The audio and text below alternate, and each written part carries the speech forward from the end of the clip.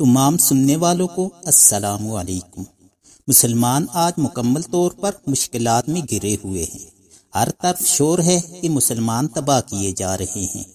کوئی ان کا پریشان حال نہیں، جس کو دیکھو وہ مسلمانوں کو مٹانے کے درپے ہے۔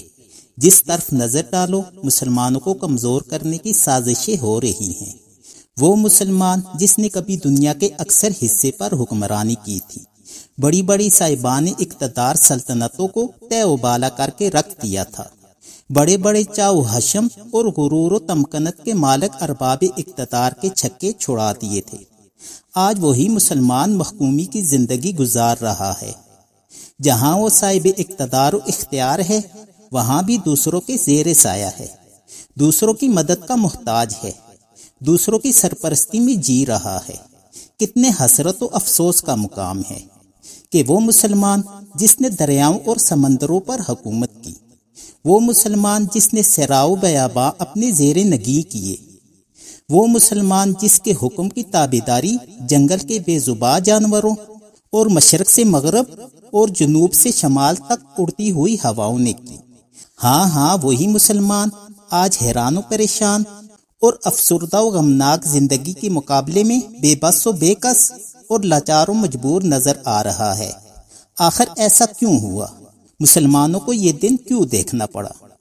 کیا اسباب و عوامل ہیں جنہوں نے مسلمانوں کے عروج کو زوال سے، اقتدار کو محکومی سے، عزت و ناموری کو ذلت و خواری سے بدل دیا؟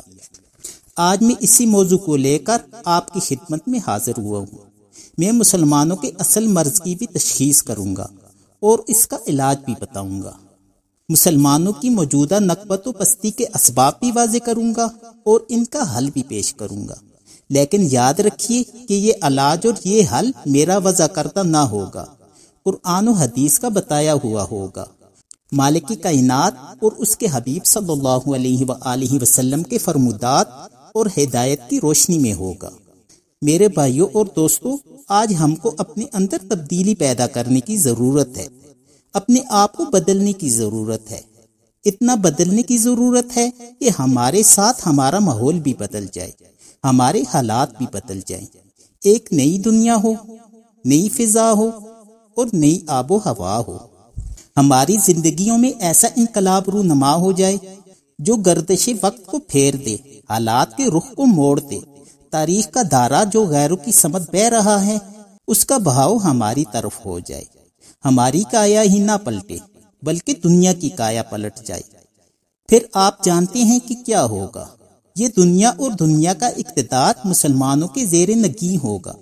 یہ کائنات اور کائنات کی نرنگیاں مسلمانوں کے تابع فرما ہوں گی۔ حکومت و حکمرانی اور سلطنت و سلطانی مسلمانوں کی جاگیر ہوگی۔ مسلمانوں کا قافلہ رشد و ہدایت اور کاروان علم و حکمت اور اسلاف کی تابندہ نقوش سے رہنمائی حاصل کرتا ہوا منزل بمنزل کامیابیوں اور کامرانیوں کی طرف بڑھتا جائے گا۔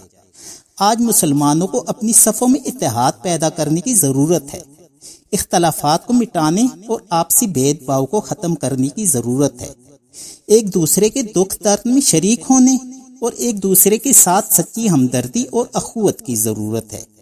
نسلی امتیاز، رشتہ ناتا کی تفریق، گروہی عصبیت اور فرقہ بندیوں کی زنجیروں اور بندشوں کو توڑ پھینکنے کی ضرورت ہے، اور اس کے بعد اللہ تعالیٰ کی رسی کو مضبوطی سے پکڑ لینے کی ضرورت ہے۔ قرآن مجید میں اللہ تعالیٰ فرماتے ہیں، تم سب مل کر اللہ تعالیٰ کی رسی کو مضبوطی سے پکڑ لو اور آپس میں متفرق نہ ہو، اور اللہ کی اس نعمت کو یاد کرو کہ تم آپس میں دشمن تھے، اس نے تمہارے دلوں میں محبت پیدا کر دی، بس تم اللہ کی نعمت کی وجہ سے بائی بائی بن گئے، اور تم جہنم کے گڑھے کے کنارے پر تھے، بس تم کو اس سے بچا لیا۔ اللہ تعالیٰ ایسے ہی تمہارے لیے اپنی نشانیوں کو بیان کرتا ہے تاکہ تم ہدایت پا جاؤ۔ عرب کے جس ماحول میں حضور صلی اللہ علیہ وآلہ وسلم تشریف لائے تھے، اس میں بھی اختلافات تھے، لوگ ایک دوسرے کے جانی دشمن تھے، خون کے پیاسے تھے، معمولی باتوں پر خون کی ندیاں بہہ جاتی تھیں، خاندانی و گروہی اختلافات مدت العمر چلتے رہتے تھے، قبیلہ کا خاندان کا دشمن تھا، لیکن جب انہی جانی دشمنوں کو اسلام کی دولت ملی تو بائی بائی بن گئے، ذاتی دشمنی کو فراموش کر دیا اور دینی اخوت کی بنا پر ایک دوسرے کے ہمدرد اور خیرخواہ بن گئے۔ مدینہ کے انصار دو مشہور قبیلوں اوس اور خزرج میں منقسم ہو گئے تھے اور ایک زمانہ سے ان میں عداوت چلی آ رہی تھی، وہ بھی گلے مل گئے اور زمانہ جاہلیت کی عداوت ایک داستان پارینہ بن گئی۔ سورہ انفال میں اللہ تعالیٰ فرماتے ہیں کہ اللہ نے ان کے دلوں کے درمیان محبت پیدا کر دی۔ اگر آپ زمین کے سارے خزانے بھی خرچ کر دیتے تو بھی ان کے دلوں میں محبت نہ پیدا کر پاتے، لیکن اللہ تعالیٰ نے ان کے دلوں کو جوڑ دیا۔ بے شک اللہ تعالیٰ غالب حکمت والا ہے۔ صحابہ کرام کا تو یہ حال تھا کہ اسلام لانے کے بعد انہوں نے پشتوں کا جھگڑا منٹوں میں ختم کر دیا، اور ہمارا یہ حال ہے کہ ہم مسلمانوں کے گھر پیدا ہوئے، مسلم گھرانے میں پلے اور بڑے۔ خدا کے فضل و کرم سے اسلام کی دولت ہم کو پشتا پشت سے نصیب ہے، مگر ہم ہیں کہ اپنی عداوتوں کو ختم کرنے کے بجائے بڑھا دینے میں لگے ہیں، آپسی اختلافات کو مٹا دینے کے بجائے تول دینا پسند کرتے ہیں، گلے ملنے اور بائی بائی بن جانے میں اپنی حد تک سمجھتے ہیں۔ ہم دنیا بھر کے نزاعی چکروں میں مبتلا ہیں اور کسی کو بھی ختم کرنے کی فکر نہیں ہے۔ بتائیے کہ کیا ان حالات میں ہم آگے بڑھ سکتے ہیں، ترقی کر سکتی ہیں؟ کیا اتحاد و اتفاق کی دولت کے بغیر کوئی قوم باعزت زندگی گزار سکتی ہے؟ قرآن مجید کہتا ہے کہ سب مسلمان بھائی بھائی ہیں۔ حضور صلی اللہ علیہ وآلہ وسلم فرماتے ہیں کہ مسلمان وہ ہے جس کی زبان اور ہاتھ سے دوسرے مسلمان محفوظ ہوں۔ حضور صلی اللہ علیہ وآلہ وسلم کا ارشاد ہے کہ تمام مسلمان فرد واحد کی طرح ہیں۔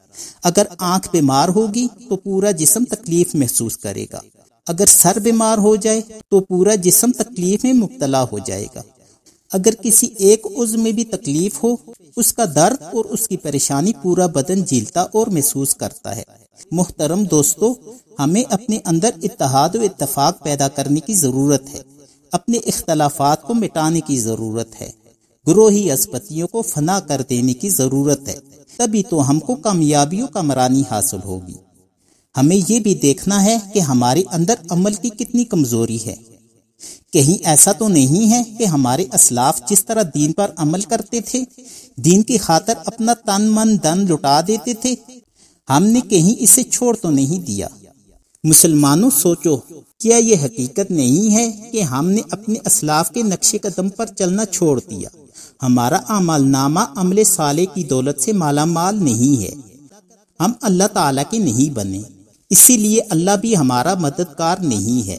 ہم نے غیروں کی وضاقت اپنا لی ہے، غیروں کا تمدن اختیار کر لیا ہے، غیروں کے طور طریق پسند کر لیے ہیں، اسی لیے ہمارا یہ حال ہے جو ہم اور آپ دیکھ رہے ہیں۔ حالانکہ اگر ہم دین پر چلیں تو اللہ تعالیٰ کا وعدہ ہے کہ وہ ہمیں کامیابی و کامرانی عطا فرمائے گا، ہمیں فوز و فلاح سے ہمکنار کرے گا، دنیا و آخرت دونوں جگہ سرخروئی نصیب فرمائے گا، مگر شرط یہ ہے کہ ہم ایمان والے بنے رہیں، یعنی صرف دعوی ایمانی نہ ہو بلکہ ایمان کے تقاضوں پر بھی عمل کرنے والے بن جائیں، اللہ کے دین کی مدد کریں تاکہ اللہ بھی ہمارا حامی و مددگار ہو جائے۔ قرآن کریم میں ارشاد ہے کہ اگر تم اللہ کے دین کی مدد کرو گے تو اللہ تعالیٰ تمہاری مدد کرے گا اور دشمنوں کے مقابلہ میں تمہارے قدموں کو جما دے گا۔ ایک اور جگہ اللہ تبارک و تعالیٰ فرماتے ہیں کہ پست ہمت نہ بنو اور غم نہ کرو، تم ہی سر بلند رہو گے اگر تم مومن ہو۔ ایک اور جگہ قرآن مجید میں ارشاد ہے، جو مرد و عورت ایمان لانے کے ساتھ ساتھ نیک عمل بھی کریں ہم انہیں پاکیزہ زندگی عطا کریں گے اور انہیں اس سے زیادہ اچھا بدلہ دیں گے جو وہ عمل کرتے ہیں۔ قرآن یہ بھی کہتا ہے کہ اللہ اگر تمہارا مددگار بن جائے تو پھر کوئی تم پر غالب نہیں آ سکتا، لیکن اگر اللہ تمہیں ذلیل و رسوا کر دے تو پھر اللہ کے مقابلے میں کوئی تمہارا حامی و مددگار نہیں بن سکتا۔ اس لیے بھروسہ اللہ ہی پر ہونا چاہیے، مدد اللہ ہی سے مانگنی چاہیے۔ قرآن کریم میں اللہ تبارک و تعالیٰ فرماتے ہیں، اگر اللہ تمہاری مدد کرے تو تم پر کوئی غالب نہیں آ سکتا، اور اگر اللہ تم کو رسوا کر دے تو اس کے بعد کون ہے جو تمہاری مدد کرے، اور اللہ ہی پر مومنوں کو بھروسہ کرنا چاہیے۔ قرآن صاف صاف اعلان کرتا ہے کہ خلافت فی الارض کے مستحق وہ مومنین ہیں جو اعمال صالحہ کی دولت سے مالا مال ہوں، صرف زبانی دعوی ایمان نہ ہو، دعویٰ کی عملی دلیل بھی ہو۔ ایک اور جگہ اللہ تبارک و تعالیٰ کا ارشاد ہے کہ وعدہ کیا ہے اللہ تعالیٰ نے ان لوگوں سے جو تم میں سے ایمان لائے اور عمل صالحہ کیے کہ انہیں زمین کی خلافت عطا فرمائے گا جیسے ان سے پہلے لوگوں کو عطا فرمائی۔ میرے بھائیوں اور دوستوں، ذرا غور کیجئے اور دیکھیے کہ مدنی آقا صلی اللہ علیہ وآلہ وسلم نے آج کے مسلمانوں کا نقشہ کس طرح کھینچا ہے۔ حضور صلی اللہ علیہ وآلہ وسلم کے ارشاد کو سنیے اور سوچیے، کیا آج وہی حالات نہیں ہیں جس کی 1400 سال پہلے حضور صلی اللہ علیہ وآلہ وسلم نے پیشن گوئی کی تھی؟ رسول خدا صلی اللہ علیہ وآلہ وسلم فرماتی ہیں کہ مسلمانوں پر ایک ایسا زمانہ آئے گا کہ غیر قومیں مسلمانوں کو مٹانے کے لیے اسی طرح ایک دوسرے کو بلائیں گی جس طرح کھانے والا اپنے پیالہ کی طرف بلاتا ہے۔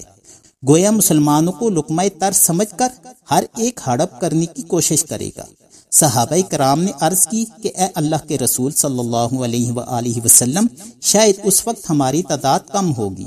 حضور صلی اللہ علیہ وآلہ وسلم نے فرمایا کہ نہیں، تم اس دن آج کے مقابلے میں کہیں زیادہ ہوگے، لیکن سیلاب کی جاگ کی مانند بے حیثیت ہوگے۔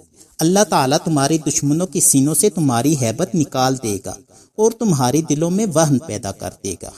صحابہ کرام نے عرض کیا کہ اے اللہ کے رسول صلی اللہ علیہ وآلہ وسلم، وہن کیا چیز ہے؟